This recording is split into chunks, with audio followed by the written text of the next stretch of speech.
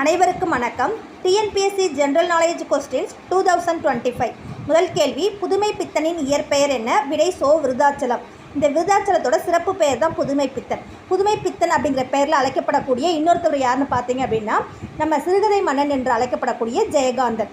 இரண்டாவது கேள்வி, மத்திய அரசின் முத்ரா கடன் வழங்கும் திட்டம் தொடங்கப்பட்ட ஆண்டு?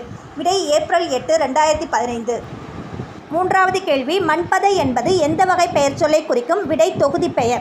ஏன் இந்த தொகுதி பெயர்னு சொல்கிறோன்னா, மண்பதை அப்படிங்கிற சொல்லோட பொருள் பார்த்திங்கன்னா மனித குலம், மக்கள் பரப்பு, படை அப்படிங்கிற அந்த கூட்டத்தை, அந்த தொகுப்பையே குறிக்கிறதுனால இது தொகுதி பெயர்.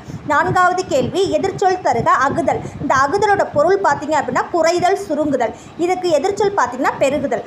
ஐந்தாவது கேள்வி, நீல் சிலை அகற்றும் போராட்டம் நடைபெற்ற ஆண்டு? விடை 1920.